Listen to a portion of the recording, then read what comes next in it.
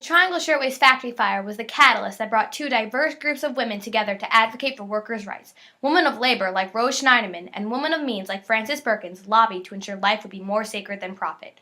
Their struggle laid the groundwork for labor reforms, ensuring the 146 workers did not die in vain. Industrialization made mass production of garments a very profitable business in the early 1900s, and cheap labor was the key to profit. Immigrant women provided that labor. Their families desperately needed the income. You worked or you didn't eat. The factory owners ruled with an iron fist, and the fear of being fined or fired kept workers down.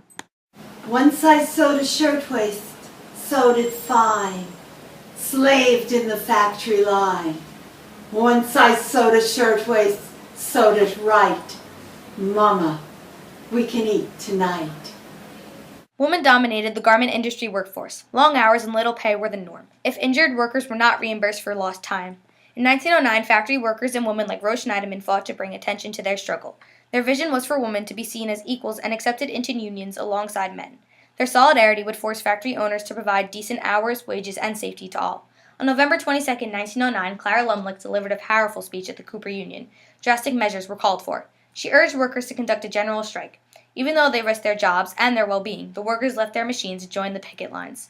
The strike of the 20,000 was hard fought. Women picketers were beaten, thrown in jail, or even sent to Blackwell's Island, sentenced to hard labor.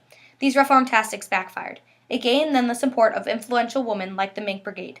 They received financial support. Innocent women beaten and mistreated made the headlines of newspapers in the city and across the nation. The strike ended in February 1910. 300 firms conceded to most of the demands. September 1910, the Protocols of Peace were adopted, influencing collaboration of business leaders, laborers, and government to solve labor issues. Unfortunately, many safety standards were ignored as compromises were made. The Shirtwaist Factory fire of 1911 would prove these compromises endangered lives.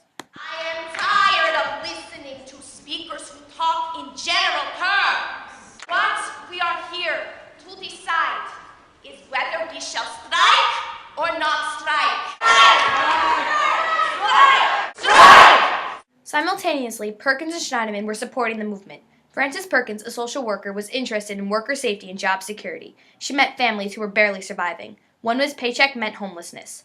Perkins devoted time and service to assist these poor immigrant families and factory workers. Schneiderman was a vocal advocate for unionizing the factories. A garment worker herself, she knew the workers' concerns firsthand. More to the point, she saw that workers alone were powerless, but together they could take a stand.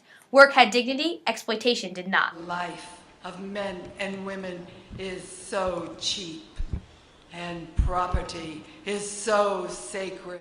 I know from experience it is up to the working people to save themselves, and the only way is through a strong working class movement. Frances Perkins was wary to align with women like Rose Schneiderman. Union organizing at this time is equated with socialism. Perkins did not consider herself a socialist, yet she supported the women's rights movement. Unionizing would give them the voice needed to improve working conditions. Frances Perkins. Okay. Then people like Rose Schneiderman, they were a loosely based network. Women who were working for women's issues across class lines. The paths of these two collided on March 25, 1911, when a fire broke out at the Triangle Shirtwaist factory.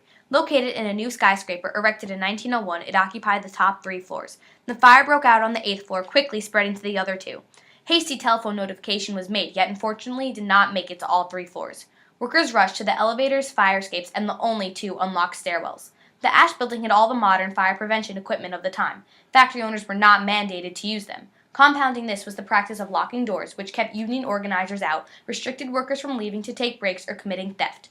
This practice was later denied by the factory owners Max Blank and Isaac Harris. I know what you do. You lock that factory door. It's locked and bolted from the outside. We can't get out. The dark day. The fire raged as thousands could do nothing but watch. The firemen arrived quickly but could not reach the top floors. As reporters took pictures and notes for the stories that would flash across the nation, those who had no way to escape the flames jumped to their deaths. Frances Perkins was among those who watched in horror as bodies thudded to the pavement. Perkins resolved to bring about changes to ensure safe work conditions solidified that day. Determined the lives lost would have meaning, she cited March 25, 1911 as the beginning of the New Deal, a commitment by the government to end laissez-faire policies that allowed such horror. They're hanging by their fingertips. Everybody's yelling at them, don't jump, don't jump. I know they have to come down.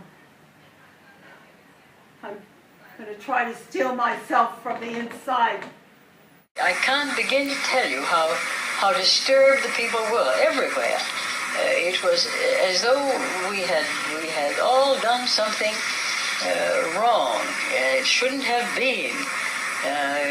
We were sorry. Mea culpa, mea culpa. To quote Ms. Perkins, to say the New Deal began on March 25th, 1911. A pall fell over the city over the tragic deaths. A makeshift morgue was needed for all the bodies. 7 remained unidentified. On April 5, 1911, thousands of mourners shrouded in black filled the streets in a funeral procession to honor these 7. The International Ladies Garment Workers Union organized it. The scene was printed in every newspaper across the country. This tragic fire was the catalyst needed to focus the nation on the plight of laborers and current business philosophy that profit came before humanity. The nation was horrified. Women like Perkins and Schneiderman now had the support needed to bring attention to their efforts to empower workers and set standards for safe, fair work practices. April 11, 1911, Triangle factory owners Blank and Harris were indicted for manslaughter. The trial began in December. The city's anger was still palpable. Hundreds showed up at court. Despite victim testimony to locked doors being common practice, the defense convinced the jury that the owners were not aware of it. Their lawyer, Maxie Stewart, a skilled attorney, convinced the jury that these young immigrant women were not credible witnesses.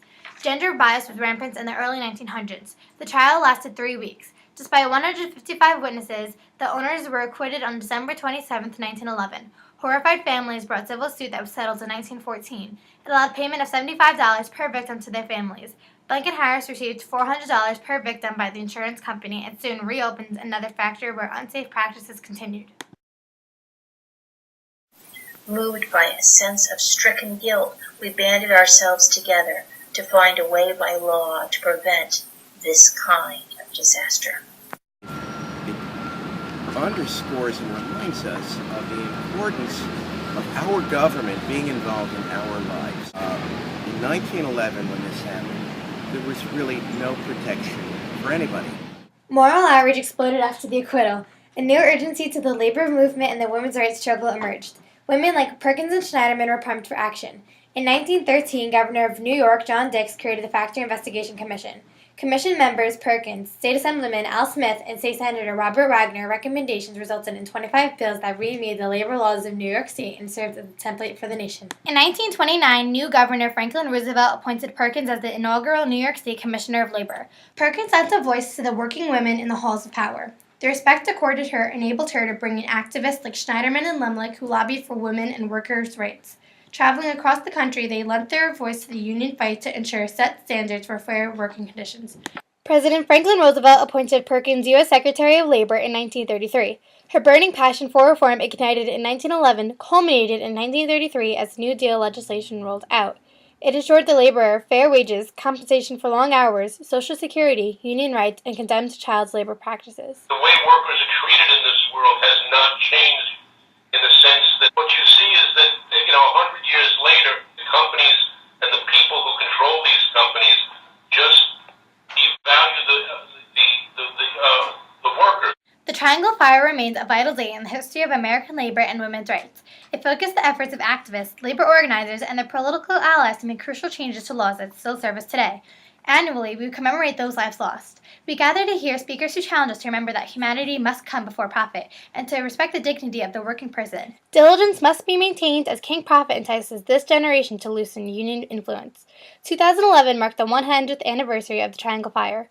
Frances Perkins and her allies' legacy resonates today as it did in 1911. The Triangle Shirtwaist factory fire was the catalyst that brought two diverse groups of women together to advocate for workers' rights. Women of labor like Rose Schneiderman and women of means like Frances Perkins lobbied to ensure life would be more sacred than profit.